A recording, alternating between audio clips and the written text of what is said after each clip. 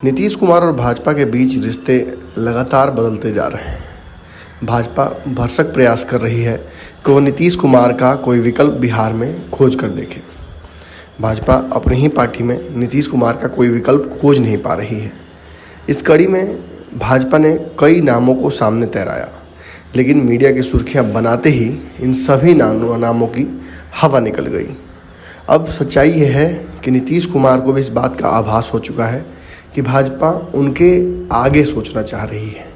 नीतीश कुमार ऐसी किसी अरेंजमेंट के लिए फ़िलहाल तैयार होते नहीं दिख रहे हैं, चाहे भाजपा उनको कोई बड़ा सौदा दे दे या फिर दिल्ली की कोई कुर्सी। इन दोनों स्थितियों में फ़िलहाल नीतीश कुमार तैयार होते नहीं दिख रहे हैं। ऐसी परिस्थितियां में कहीं ना कहीं जदयू भाजपा पर भारी पड़ रही है।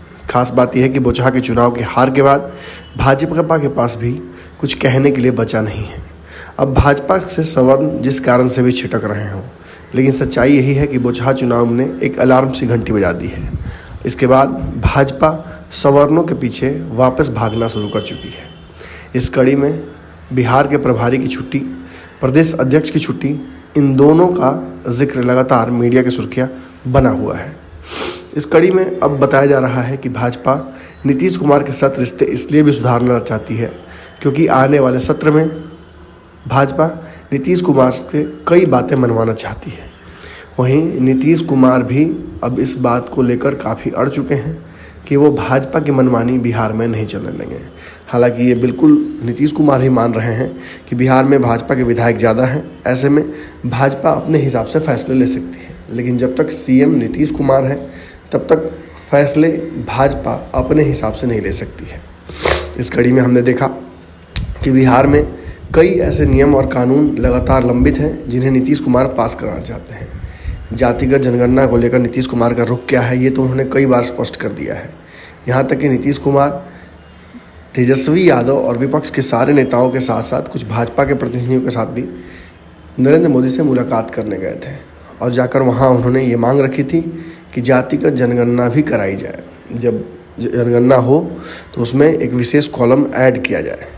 लेकिन भाजपा ये स्पष्ट कर चुकी है कि वो इस खौलती आग में अपना हाथ नहीं डालेगी। जिस तरह से पूर्व की सरकारों ने जातिगत जनगणना से परहेज किया, वैसे ही भाजपा भी इस आग में अपना हाथ नहीं डालना चाहती है। लेकिन नीतीश कुमार इस बात को लेकर इस बार अड़ चुके हैं। नीतीश कुमार ने यह स्पष्ट कर दिया है कि वो इस बार के सदन में जैसे ही मानसून सत्र शुरू होता है, वो बिहार में जातिगत जनगणना कराने को लेकर तुरंत ही मसौदा पेश करेंगे।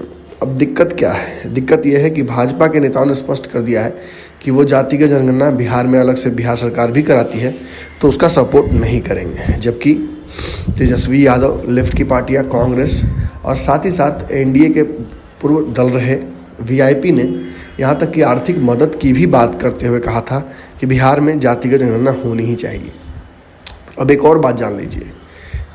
खबर ये आ रही है कि सूत्रों के हिसाब से कि नीतीश कुमार मानसून सत्र शुरू होते ही शुरुआती दौर में ही इस सत्र के इस बिल को प्रस्तुत करके भाजपा के लिए लिटमस पेपर टेस्ट बिहार के इस फ्लोर में लाने वाले हैं।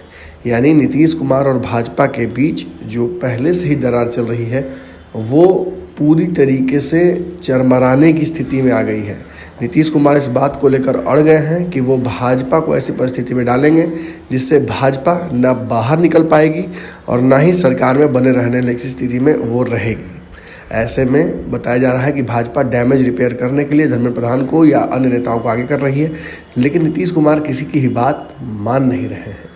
ऐसे में बिहार सरकार द्वारा प्रस्तावित ये जो जनसंख्या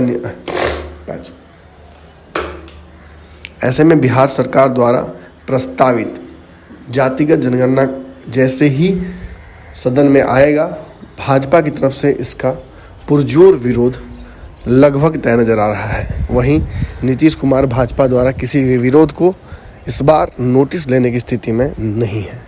क्या कुछ होता है ये तो सदन के दौरान ही समझ में आएगा, लेकिन इतना फिलहाल स्पष्ट नजर आ रहा है कि नीतीश कुमार और भाजपा का दो हाथ इस बार सदन में देखने को मिलेगा।